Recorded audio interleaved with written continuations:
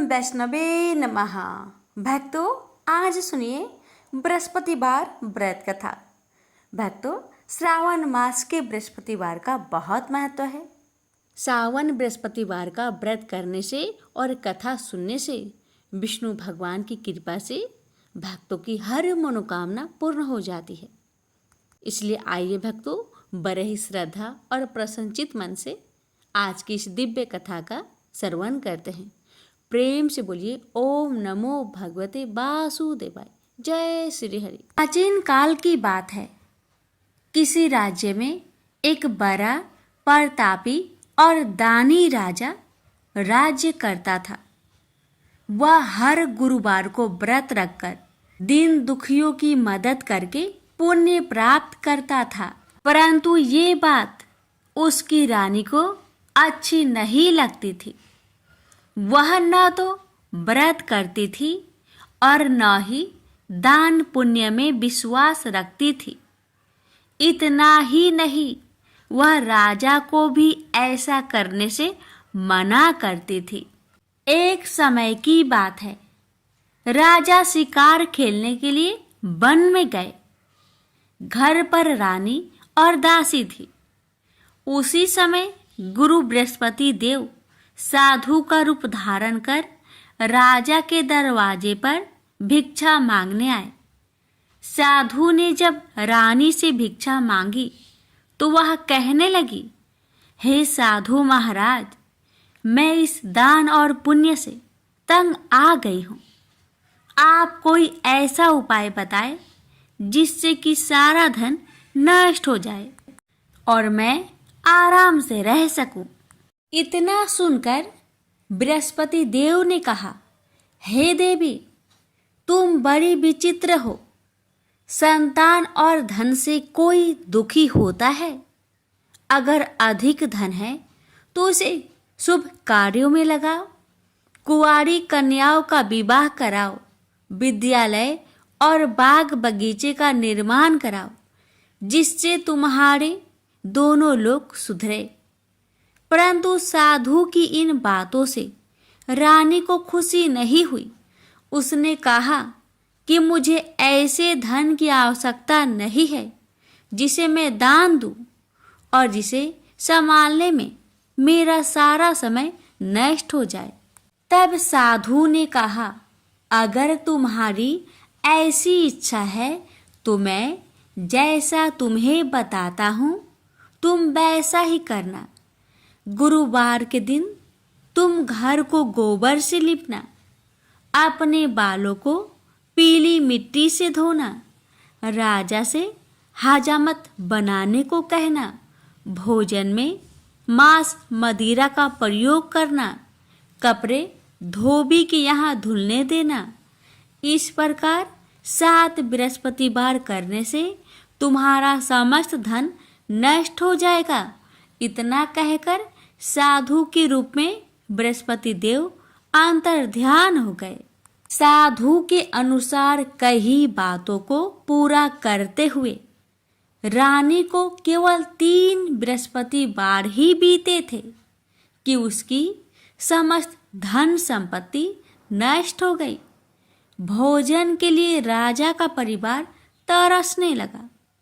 तब एक दिन राजा ने रानी से बोला कि हे रानी, तुम यहीं रहो, मैं दूसरे देश को जाता हूँ, क्योंकि यहाँ पर सभी लोग मुझे जानते हैं। इसलिए मैं कोई छोटा कार्य नहीं कर सकता। ऐसा कहकर राजा दूसरे देश चला गया। वहाँ वह जंगल से लकड़ी काट कर लाता और शहर में बेचता। इस तरह वह अपना जीवन व्यतीत करने लगा। इधर राजा के परदेश जाते ही रानी और दासी दुखी रहने लगी। एक बार जब रानी और दासी को 7 दिन तक बिना भोजन के रहना पड़ा तो रानी ने अपनी दासी से कहा, हे दासी, पासी के नगर में मेरी बहन रहती है। वह बड़ी धनवान है। तो उसके पास जा और कुछ ले आ, ताकि थोड़ी बहुत गुजर बसर हो जाए। दासी रानी की बहन के पास गई। उस दिन गुरुवार था और रानी की बहन उस समय बृहस्पतिवार व्रत की कथा सुन रही थी। दासी ने रानी की बहन को अपनी रानी का संदेश दिया, लेकिन रानी की बड़ी बहन ने कोई उत्तर नहीं दिया। जब दासी को रानी की बहन से कोई उत्तर नहीं मिला तो वह बहुत दुखी हुई और उसे क्रोध भी आया। दासी ने वापस आकर रानी को सारी बात बता दी। ये सुनकर रानी ने अपने भाग्य को कोसा। उधर रानी की बहन ने सोचा कि मेरी बहन की दासी आई थी, परंतु मैं उससे नहीं बोली, इससे वह बहुत दुखी हुई होगी। कथा सुनकर और पूजा समाप्त करके वह अपनी बहन के घर आई और कहने लगी, हे बहन, मैं बृहस्पतिवार का व्रत कर रही थी। तुम्हारी दासी मेरे घर आई थी, परंतु जब तक कथा होती है तब तक ना तो उठते हैं और ना ही बोलते हैं, इसलिए मैं नहीं बोली। बताओ दासी, क्यों आई थी? रानी बोली, बहन, तुमसे क्या छिपाऊं? हमारे घर में खाने तक को अनाज नहीं था। ऐसा कहते कहते रानी की आंखें भर आई। उसने दासी समेत पिछले 7 दिनों से भूखे रहने तक की बात अपनी बहन को विस्तार पूर्वक सुना दी। रानी की बहन बोली, देखो बहन, भगवान बृहस्पति देव सबकी मनोकामना को पूर्ण करते हैं। देखो, शायद तुम्हारे घर में अनाज रखा हो। पहले तो रानी को विश्वास नहीं हुआ, पर बहन के आग्रह करने पर उसने अपनी दासी को अंदर भेजा तो उसे सचमुच अनाज से भरा एक घड़ा मिल गया। यह देखकर दासी को बड़ी हैरानी हुई। दासी रानी से कहने लगी, हे रानी, जब हमको भोजन नहीं मिलता तो हम व्रत ही तो करते हैं, इसलिए क्यों न इनसे व्रत और कथा की विधि पूछ ली जाए ताकि हम भी व्रत कर सके। तब रानी ने अपनी बहन से बृहस्पतिवार व्रत के बारे में पूछा। उसकी बहन ने बताया, बृहस्पतिवार के व्रत में चने की दाल और मुनक्का से विष्णु भगवान का केले के जड़ में पूजन करे तथा दीपक जलाए, व्रत कथा सुने और पीला भोजन ही करे। इससे बृहस्पति देव प्रसन्न होते हैं। व्रत और पूजन विधि बताकर रानी की बहन अपने घर लौट आई। 7 दिन के बाद जब गुरुवार आया तो रानी और दासी ने व्रत रखा। घुड़सार में जाकर चना और गुड़ लेकर आई। फिर उससे केले की जड़ तथा विष्णु भगवान का पूजन किया। अब पीला भोजन कहाँ से आए? इस बात को लेकर दोनों बहुत दुखी थे। चूंकि उन्होंने व्रत रखा था, इसलिए बृहस्पति देव उनसे प्रसन्न थे। इसलिए वे एक साधारण व्यक्ति का रूप धारण कर 2 थालों में सुंदर पीला भोजन दासी को दे गए।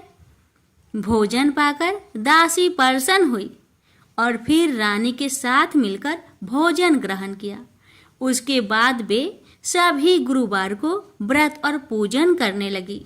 बृहस्पति भगवान की कृपा से उनके पास फिर से धन संपत्ति आ गई, परंतु रानी फिर से पहले की तरह आलस्य करने लगी। तब दासी बोली, देखो रानी, तुम पहले भी इस प्रकार आलस्य करती थी।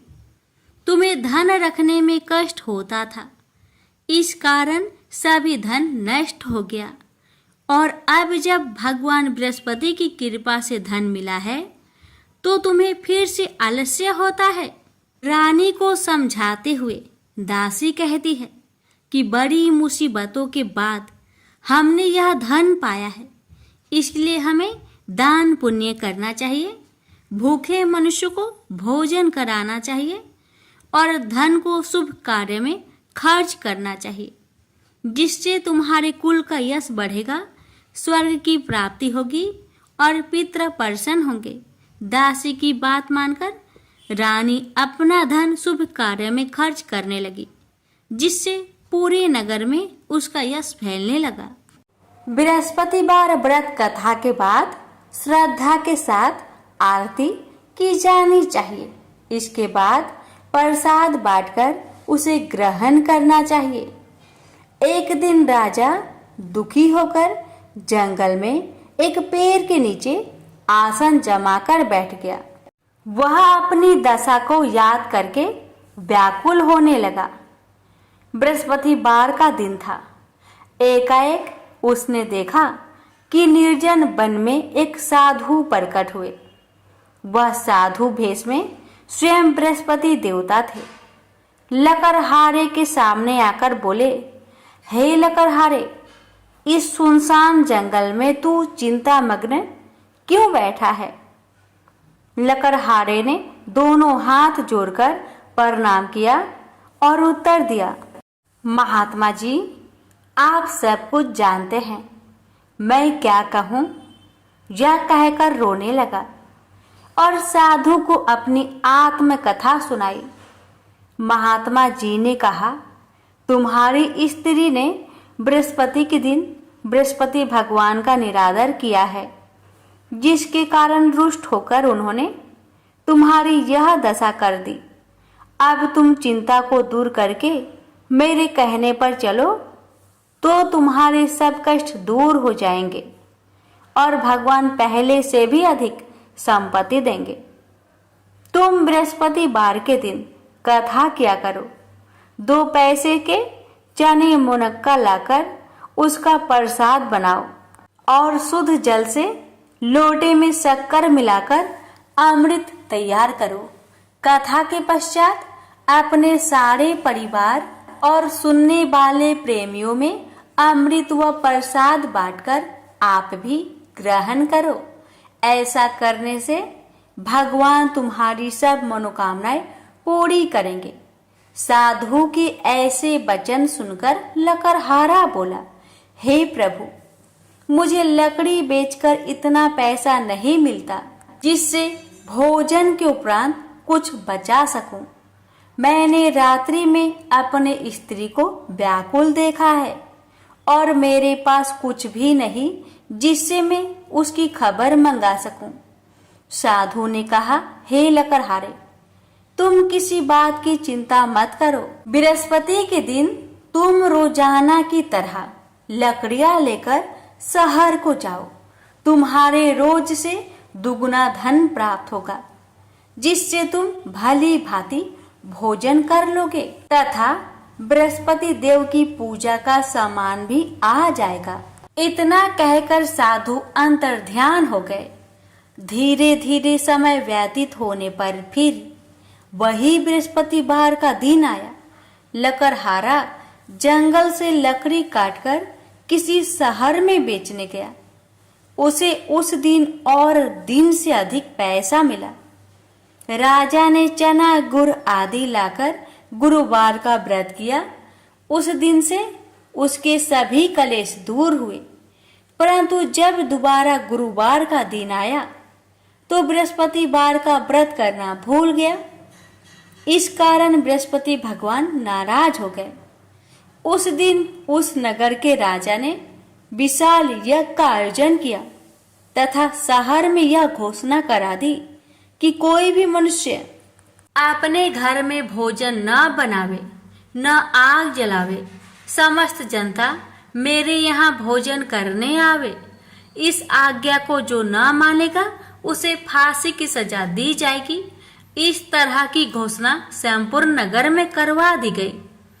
राजा की आज्ञा अनुसार शहर के सभी लोग भोजन करने गए, लेकिन लकड़हारा कुछ देर से पहुंचा, इसलिए राजा उसको अपने साथ घर लिवा ले गए और ले जाकर भोजन करा रहे थे तो रानी की दृष्टि उस खूंटी पर पड़ी जिस पर उसका हार लटका हुआ था। वह वहां पर दिखाई नहीं दिया। रानी ने निश्चय किया कि मेरा हार इस मनुष्य ने चुरा लिया है। उसी समय सिपाहियों को बुलवाकर उसको कारागार में डलवा दिया। जब लकड़हारा कारागार में पड़ गया और बहुत दुखी होकर विचार करने लगा कि ना जाने कौन से पूर्व जन्म के कर्म से मुझे यह दुख प्राप्त हुआ है, और उसी साधु को याद करने लगा जो कि जंगल में मिला था। उसी समय तत्काल बृहस्पति देव साधु के रूप में प्रकट हुए और उसकी दशा को देखकर कहने लगे, अरे मूर्ख, तूने बृहस्पति देव की कथा नहीं करी, इस कारण तुझे दुख प्राप्त हुआ है। अब चिंता मत कर, बृहस्पतिवार के दिन कारागार के दरवाजे पर 4 पैसे पड़े मिलेंगे। उनसे तू बृहस्पति देव की पूजा करना, तेरे सभी कष्ट दूर हो जाएंगे। बृहस्पति के दिन उसे 4 पैसे मिले। लकड़हारे ने कथा कही। उसे रात्रि को बृहस्पति देव ने उस नगर के राजा को सपने में कहा, हे राजा, तुमने जिस आदमी को कारागार में बंद किया है वह निर्दोष है, वह राजा है, उसे छोड़ देना। रानी का हार उसी खूंटी पर लटका है। अगर तू ऐसा नहीं करेगा तो मैं तेरे राज्य को नष्ट कर दूंगा। इस तरह रात्रि के सपनों को देखकर राजा प्रातः काल उठा और खूंटी पर हार देखकर लकड़हारे को बुलाकर क्षमा मांगी तथा लकड़हारे को योग सुंदर वस्त्र आभूषण देकर विदा कर दिया। बृहस्पति देव की आज्ञा अनुसार लकड़हारा अपने नगर को चल दिया। राजा जब अपने नगर के निकट पहुंचा तो उसे बड़ा आश्चर्य हुआ। नगर में पहले से अधिक बाग, तालाब, कुएं तथा बहुत सी धर्मशाला, मंदिर आदि बन गई है। राजा ने पूछा, यह किसका बाग और धर्मशाला है? तब नगर के सब लोग कहने लगे, यह सब रानी और बांदी की है। तो राजा को आश्चर्य हुआ और गुस्सा भी आया। जब रानी ने यह खबर सुनी कि राजा आ रहे हैं तो उन्होंने बांदी से कहा कि हे दासी, देख, राजा हमको कितनी बुरी हालत में छोड़ गए थे। हमारी ऐसी हालत देखकर वह लौट न जाए, इसलिए तू दरवाजे पर खड़ी हो जा। आज्ञा अनुसार दासी दरवाजे पर खड़ी हो गई। राजा आए तो उन्हें अपने साथ लिवा लाई। तब राजा ने क्रोध करके अपनी रानी से पूछा कि यह धन तुम्हें कैसे प्राप्त हुआ? तब उन्होंने कहा, हमें यह सब धन बृहस्पति देव के इस व्रत के प्रभाव से प्राप्त हुआ है। राजा ने निश्चय किया कि 7 रोज बाद तो सभी बृहस्पति देव का पूजन करते हैं, परंतु मैं प्रतिदिन दिन में 3 बार कहानी तथा रोज व्रत किया करूंगा।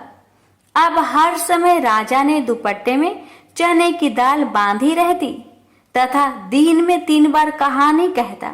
एक रोज राजा ने विचार किया कि चलो अपनी बहन के यहाँ हो आवे।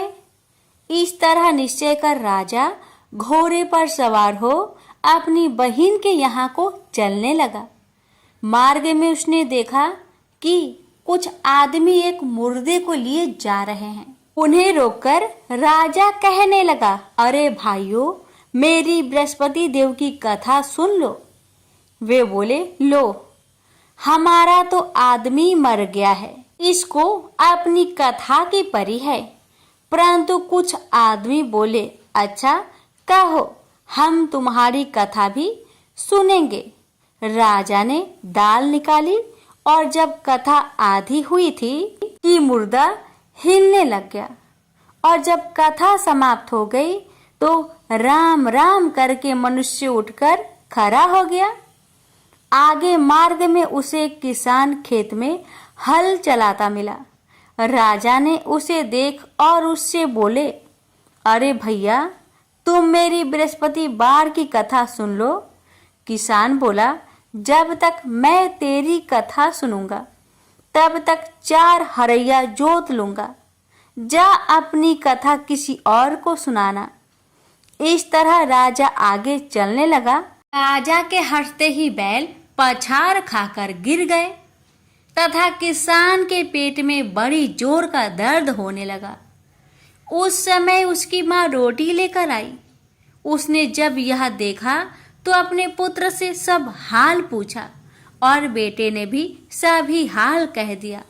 तो बुढ़िया दौड़ी दौड़ी उस घोड़ सवार के पास गई और उससे बोली कि मैं तेरी कथा सुनूंगी, तू अपनी कथा मेरे खेत पर चलकर ही कहना। राजा ने बुढ़िया के खेत पर जाकर कथा कही। इसके सुनते ही वह बैल उठ खड़ा हुई तथा किसान के पेट का दर्द भी बंद हो गया। राजा अपनी बहन के घर पहुंचा। बहन ने भाई की खूब मेहमानी की। दूसरे रोज प्रातःकाल राजा जागा तो वह देखने लगा कि सब लोग भोजन कर रहे हैं। राजा ने अपनी बहन से कहा, ऐसा कोई मनुष्य है जिसने भोजन नहीं किया हो? मेरी बृहस्पतिवार की कथा सुन ले। बहन बोली, हे भैया, यह देश ऐसा ही है कि पहले यहाँ लोग भोजन करते हैं, बाद में अन्य काम करते हैं। अगर कोई पड़ोस में हो तो देख आऊं। वह ऐसा कहकर देखने चली गई, परंतु उसे कोई ऐसा व्यक्ति नहीं मिला जिसने भोजन न किया हो। अतः वह एक कुम्हार के घर गई जिसका लड़का बीमार था। उसे मालूम हुआ कि उनके यहाँ 3 रोज से किसी ने भोजन नहीं किया है। रानी ने अपने भाई की कथा सुनने के लिए कुम्हार से कहा। वह तैयार हो गया। राजा ने जाकर बृहस्पतिवार की कथा कही, जिसको सुनकर उसका लड़का ठीक हो गया। अब तो राजा की प्रशंसा होने लगी। एक रोज राजा ने अपनी बहन से कहा कि हे बहन, हम अपने घर को जाएंगे, तुम भी तैयार हो जाओ। राजा की बहन ने अपनी सास से कहा। सास ने कहा, हाँ चली जा, परंतु अपने लड़कों को मत ले जाना, क्योंकि तेरे भाई के कोई औलाद नहीं है। बहन ने अपने भैया से कहा, हे भैया, मैं तो चलूंगी पर कोई बालक नहीं जाएगा। राजा बोला, जब कोई बालक नहीं चलेगा तब तुम ही क्या करोगी? बड़े दुखी मन से राजा अपने नगर को लौट आया। राजा ने अपनी रानी से कहा, हम निरवंशी है, हमारा मुंह देखने का धर्म नहीं है और कुछ भोजन आदि नहीं किया। रानी बोली, हे प्रभु, बृहस्पति देव ने हमें सब कुछ दिया है, वह हमें औलाद अवश्य देंगे। उसी रात को बृहस्पति देव ने राजा से सपने में कहा, हे राजा, उठ, सभी सोच त्याग दे, तेरी रानी गर्भ से है। राजा को यह बात सुनकर बड़ी खुशी हुई। 9वें महीने में उसके गर्भ से एक सुंदर पुत्र पैदा हुआ। तब राजा बोला, हे रानी, स्त्री बिना भोजन के रह सकती है, पर बिना कहे नहीं रह सकती। जब मेरी बहन आवे तुम उससे कुछ मत कहना। रानी ने सुनकर हाँ कर दिया। जब राजा की बहन ने यह शुभ समाचार सुना तो वह बहुत खुश हुई तथा बधाई लेकर अपने भाई के यहाँ आई। तभी रानी ने कहा, घोड़ा चढ़कर तो नहीं आई, गधा चढ़ी आई। राजा की बहन बोली, भाभी, मैं इस प्रकार न कहती तो तुम्हें औलाद कैसे मिलती? बृहस्पति देव ऐसे ही हैं, जैसी जिसके मन में कामनाएं हैं सभी को पूर्ण करते हैं। जो सदा भावना पूर्वक बृहस्पतिवार का व्रत करता है एवं कथा पढ़ता अथवा सुनता है, दूसरों को सुनाता है, बृहस्पति देव उसकी सभी मनोकामना पूर्ण करते हैं। तो प्रेम से बोलिए, बृहस्पति भगवान की जय हो। प्राचीन काल में एक ब्राह्मण रहता था। वह बहुत निर्धन था। उसके कोई संतान नहीं थी। उसकी स्त्री बहुत मलिनता के साथ रहती थी। वह स्नान न करती। इससे ब्राह्मण देवता बड़े दुखी थे। बेचारे बहुत कुछ कहते थे, किंतु उसका कुछ परिणाम न निकला। भगवान की कृपा से ब्राह्मण की स्त्री के कन्या रूपी रत्न पैदा हुआ। कन्या बड़ी होने पर प्रता स्नान करके विष्णु भगवान का जाप हुआ। बृहस्पतिवार का व्रत करने लगी। अपने पूजन पाठ को समाप्त करके विद्यालय जाती तो अपनी मुट्ठी में जौ भर के ले जाती और पाठशाला के मार्ग में डालती जाती। जब ये जौ स्वर्ण के हो जाते, लौटते समय उनको बीनकर अपने घर ले आती थी। एक दिन वह बालिका सूप में उस सोने की जौ को फटक कर साफ कर रही थी कि उसके माता ने देख लिया और कहा, हे बेटी, सोने की जौ के लिए सोने का सूप होना चाहिए। दूसरे दिन बृहस्पतिवार था। इस कन्या ने व्रत रखा और बृहस्पति देव से प्रार्थना करके कहा, मैंने आपकी पूजा सच्चे मन से की हो तो मेरे लिए सोने की सूप दे दो। बृहस्पति देव ने उसकी प्रार्थना स्वीकार कर लिए। रोजाना की तरह वह कन्या जौ फैलाती हुई जाने लगी। जब लौटकर जौ बीन रही थी तो बृहस्पति देव की कृपा से सोने का सूप मिला। उसे वह घर ले आई और उसमें जौ साफ करने लगी, परंतु उसकी माँ का वही ढंग रहा। एक दिन की बात है कि वह कन्या सोने के सूप में जौ साफ कर रही थी। उस समय उस शहर का राजपुत्र वहां से होकर निकला। इस कन्या के रूप और कार्य को देखकर मोहित हो गया तथा अपने घर आकर भोजन तथा जल त्याग कर उदास होकर लेट गया। राजा को इस बात का पता लगा तो अपने प्रधानमंत्री के साथ उसके पास गए और बोले, हे बेटा, तुम्हें किस बात का कष्ट है? किसी ने अपमान किया है अथवा और कोई कारण हो सो कहो, मैं वही कार्य करूंगा जिससे तुम्हें प्रसन्नता हो। अपने पिता की राजकुमार ने बातें सुनी तो वह बोला, मुझे आपकी कृपा से किसी बात का दुख नहीं है। किसी ने मेरा अपमान नहीं किया है, परंतु मैं उस लड़की से विवाह करना चाहता हूँ जो सोने की सूप में जौ साफ कर रही थी। यह सुनकर राजा आश्चर्य में पड़ गया और बोला, हे बेटा, इस तरह की कन्या का पता तुम्हें लगाओ, मैं उसके साथ तेरा विवाह अवश्य ही करवा दूंगा। राजकुमार ने उस लड़की के घर का पता बतलाया। तब मंत्री उस लड़की के घर गए और ब्राह्मण देवता को सभी हाल बतलाया। ब्राह्मण देवता राजकुमार के साथ अपनी कन्या का विवाह करने के लिए तैयार हो गए तथा विधि विधान के अनुसार ब्राह्मण की कन्या का विवाह राजकुमार के साथ हो गया।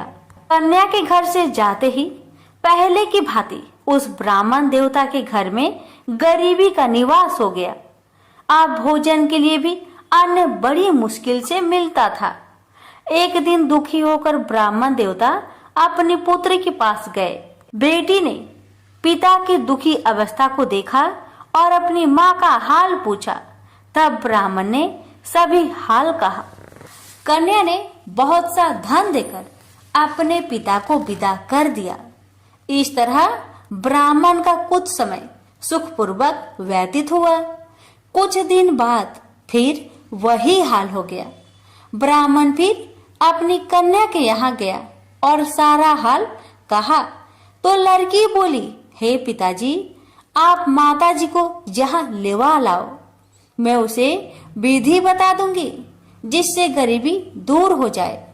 वह ब्राह्मण देवता अपनी स्त्री को साथ लेकर पहुंचे तो अपनी माँ को समझाने लगी, हे माँ, तुम प्रातःकाल प्रथम स्नान आदि करके विष्णु भगवान का पूजन करो तो सब दरिद्रता दूर हो जाएगी। परंतु उसकी माँ ने एक भी बात नहीं मानी और प्रातःकाल उठकर अपनी पुत्री की बच्चों की जूठन को खा लिया। इससे उसकी पुत्री को बहुत गुस्सा आया और एक रात को कोठरी से सभी सामान निकाल दिया और अपनी माँ को उसमें बंद कर दिया। प्रातःकाल उसे निकाला तथा स्नान आदि करा के पाठ करवाया तो उसकी माँ की बुद्धि ठीक हो गई और फिर प्रत्येक बृहस्पतिवार को व्रत रखने लगी।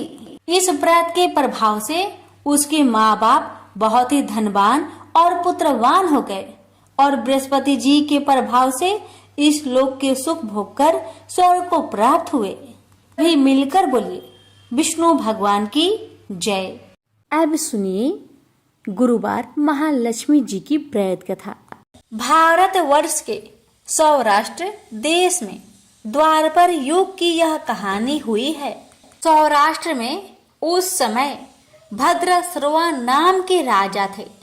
वे बड़े पराक्रमी राजा थे। 4 वेद, 6 शास्त्र, 18 पुराणों का उन्हें ज्ञान था। उनकी रानी का नाम सूरत चंद्रिका था। रानी देखने में सुंदर और सुलक्षणा थी तथा पतिव्रता थी। उन दोनों को 7 पुत्र तथा उनके बाद एक कन्या का वरदान मिला था। कन्या का नाम श्याम बाला था। एक बार महालक्ष्मी जी के मन में आया कि जाकर उस राजा के राज प्रसाद में रहे। इससे राजा को दुगनी धन दौलत की प्राप्ति होगी और वह इस धन दौलत से अपनी प्रजा को और सुख दे पाएगा। गरीब के घर अगर रहे और उन्हें धन दौलत प्राप्त हो तो वह स्वार्थी की तरह केवल अपने ऊपर ही खर्च करेगा। यह सोचकर श्री महालक्ष्मी जी ने बूढ़ी ब्राह्मण स्त्री का रूप धारण किया। हाथ में लाठी लिए लाठी के सहारे रानी के द्वार तक पहुंची। यद्यपि उन्होंने बूढ़ी औरत का रूप धारण किया था पर उनके चेहरे पर देवी का तेज था। उन्हें देखते ही एक दासी सामने आई। उसने इनका नाम, धाम, काम, धर्म पूछ डाला। वृद्ध ब्राह्मण का रूप धारित माता लक्ष्मी ने कहा, पालिके, मेरा नाम कमला है। मेरे पति का नाम भुवनेश है। हम द्वारिका में रहते हैं। तुम्हारी रानी पिछले जन्म में एक वैश्य की पत्नी थी। वह वैश्य गरीब था। दरिद्रता के कारण हर रोज घर में झगड़े होते थे तथा उसका पति रोज उसे मारता था। इन बातों से तंग आकर वह घर छोड़कर चली गई तथा वन जंगल में खाली पेट भटकने लगी। उसकी इस दुर्दशा पर मुझे दया आई। तब मैंने उसे सुख संपत्ति देने वाली श्री महालक्ष्मी जी की कथा सुनाई। मेरे कहने पर उसने श्री महालक्ष्मी जी का व्रत किया। श्री महालक्ष्मी जी प्रसन्न हुई। उसकी गरीबी दूर हुई। उसका घर संसार दौलत संतति संपत्ति से भर गया। बाद में पति पत्नी दोनों परलोक सिधारे। लक्ष्मी व्रत करने के कारण वे लक्ष्मी लोक में रहे। उन्होंने जितने साल महालक्ष्मी जी का व्रत किया उतने हजारों साल उन्हें सुख भोग मिला। इस जन्म में उनका जन्म राजघराने में हुआ है, परंतु वह श्री महालक्ष्मी जी का व्रत करना भूल गई है। उसे यह याद दिलाने मैं यहाँ आई हूँ। बुढ़िया की बातें सुनकर दासी ने उन्हें प्रणाम किया तथा श्री महालक्ष्मी जी का व्रत किस तरह किया जाए इस बारे में पूछा। बुढ़िया रूप धारण किए हुए श्री महालक्ष्मी माता ने दासी को पूजा की विधि तथा महिमा बताई। इसके बाद वह दासी माता को प्रणाम कर रानी को बताने अंदर चली गई। राज वैभव में रहते हुए रानी को अपने ऐश्वर्य का बहुत घमंड हुआ था। संपत्ति तथा अधिकार के वजह से वह उन्मत्त हो गई थी। दासी द्वारा बताई गई बुढ़िया की बातें सुनकर वह आग बबूला हो गई और राजद्वार पर आकर बुढ़िया रूपी श्री महालक्ष्मी पर बरस पड़ी। उसे यह मालूम नहीं था कि श्री महालक्ष्मी माता बुढ़िया का रूप धारण किए द्वार तक आई हैं, परंतु रानी का इस कदर रुख बर्ताव तथा अपना अनादर देखकर माता ने वहां ठहरना ठीक ना समझा। वे वहां से चल पड़ी। राह में उन्हें राजकुमारी श्यामबाला मिली। उन्होंने श्यामबाला को सारी बात बताई। श्यामबाला ने अपनी ओर से श्री महालक्ष्मी माता से क्षमा मांगी। माता को उस पर दया आई। उन्होंने श्यामबाला को श्री महालक्ष्मी व्रत के बारे में बताया। उस दिन अगहन यानी मार्गशीर्ष माह का पहला गुरुवार था। श्यामबाला ने परम श्रद्धा से श्री महालक्ष्मी जी का व्रत रखा। फल स्वरूप राजा सिद्धेश्वर के सुपुत्र मालाधर से उसका विवाह हुआ। वह धन दौलत ऐश्वर्य वैभव से माला माल हो गई। पति के साथ ससुराल में आनंद से दिन बिताने लगी। इधर श्री महालक्ष्मी का रानी पर प्रकोप हुआ। फलस्वरूप राजा भद्रसर्वा का राज्य एवं राज कारोबार नष्ट हो गया, यहाँ तक कि खाने की लाले ही पड़ गए। ऐसी हालात में एक दिन रानी ने राजा से निवेदन किया, हमारा दामाद इतना बड़ा राजा है, धनवान है, ऐश्वर्यशाली है, क्यों ना उसके पास जाए, अपना हाल उसे बताए, वह जरूर हमारी मदद करेगा। इस बात पर राजा भद्रसर्वा दामाद के पास रवाना हुए। राज्य में पहुंचकर एक तालाब के किनारे थोड़ी देर विश्राम लेने के लिए ठहरे। तालाब से पानी पीने आते जाते दासियों ने उन्हें देखा। उन्होंने विनम्रता से उनकी पूछताछ की। जब उन्हें यह मालूम हुआ कि वे रानी श्यामबाला के पिता है, तो दौड़ते हुए जाकर उन्होंने रानी को सारी बात बताई।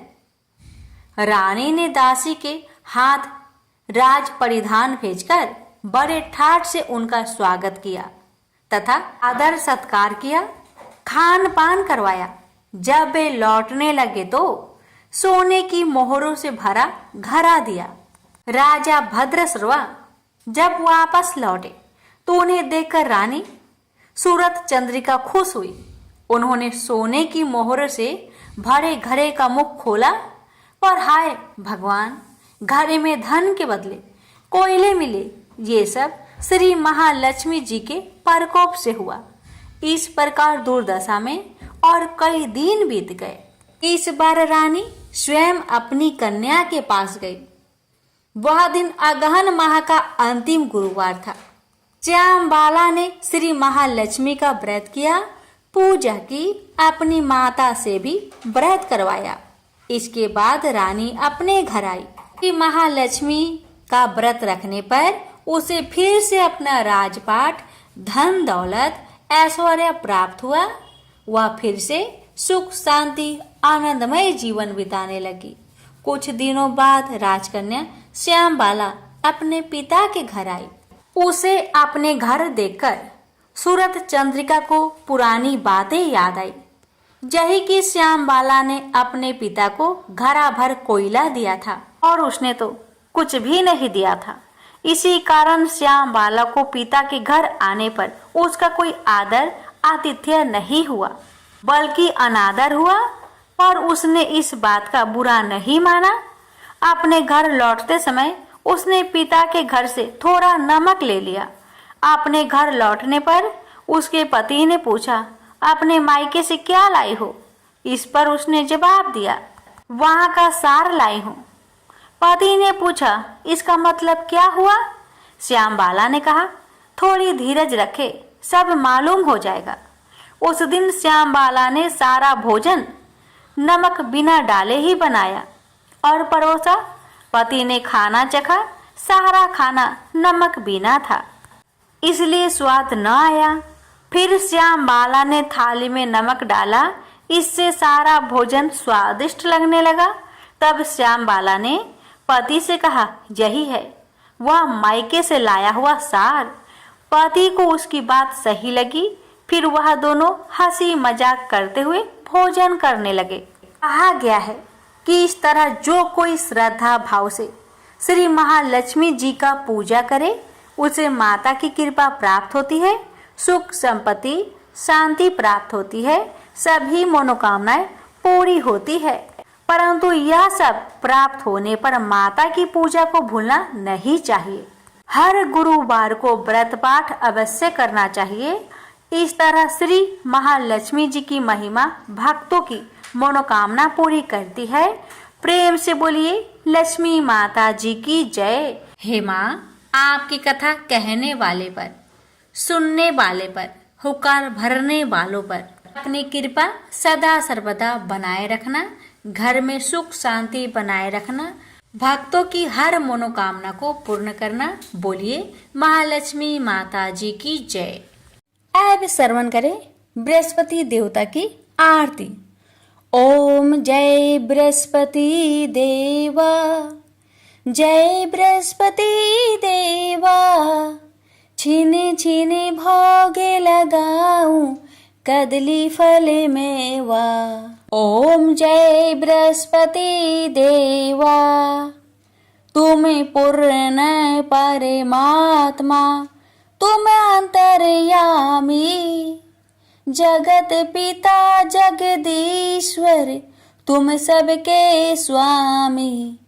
ओम जय बृहस्पति देवा, चरणामृत निज निर्मल, सब पातक हरता, सकल मनोरथ दायक, कृपा करो भरता।